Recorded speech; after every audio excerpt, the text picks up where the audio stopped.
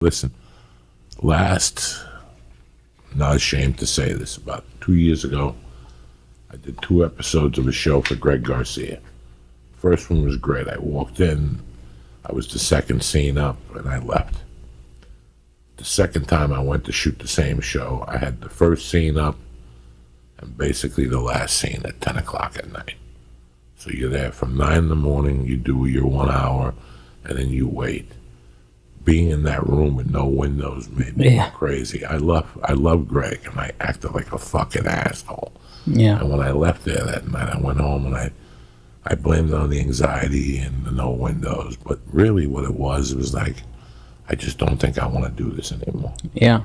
When I got the call for the Sopranos movie and I put the audition on tape, I didn't think about it again. When they called and made the offer, I was thinking about not taking it.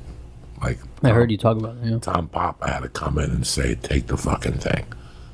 When I was there, just being, after the first day of watching what David Chase was about, like I was trying to improvise. Yeah. And somebody came over and they're like, knock it off. Yeah.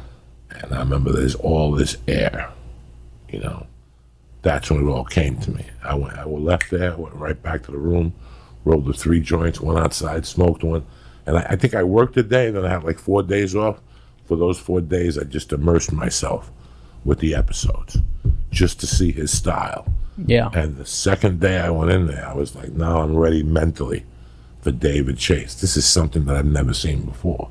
Yeah. And I've been a comic for years. You know, I've worked with some great directors. At that moment, he blew everybody out. Once I saw what he did that first scene I shot, Yep. I was like, I'm paying attention to this guy to the fucking letter from now on. If he says sneeze, I will sneeze, you know. Yeah. I didn't eat nothing in that movie either, by the way, because I hate that shit too. Yeah. They asked me to smoke a cigar. I think I smoked one of them, but once, like right now, somebody offered me a mob movie a few weeks ago, and I was like, no.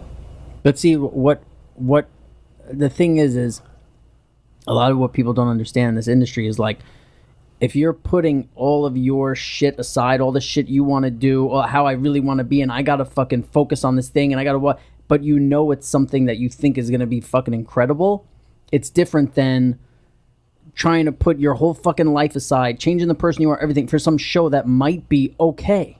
And while you're shooting it, you're like, nobody watches this Yeah. shit. When they come up to you and go, excuse me, when the scriptie comes up to you and says, hi, the word is the instead of and you're like, Yeah.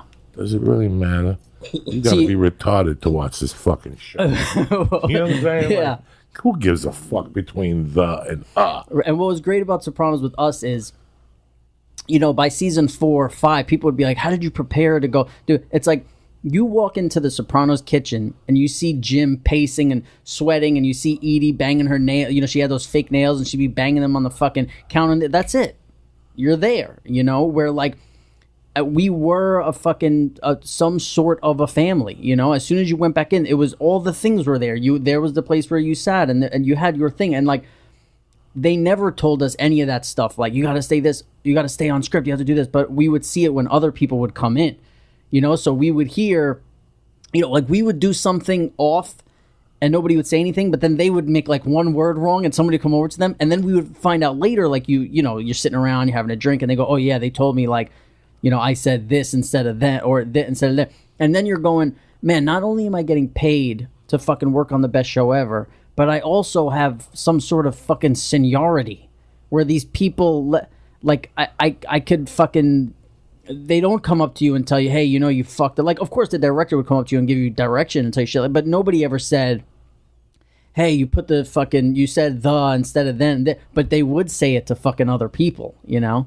And you see that a lot. You see people come in for 3 days and they're fucking shaking, and people are all nervous. And like, oh, we heard that people are real strict around here. And then we would tell them, nah, nobody's fucking strict around here. Everybody's cool. So then they'd get all loose and people would come over, you know, and be like, hey, you said the instead of then. And they'd look at us like, I thought you said the. And we'd be like, hey, I don't, you know, we can't. Yeah, it's fucking, yeah, it's nuts.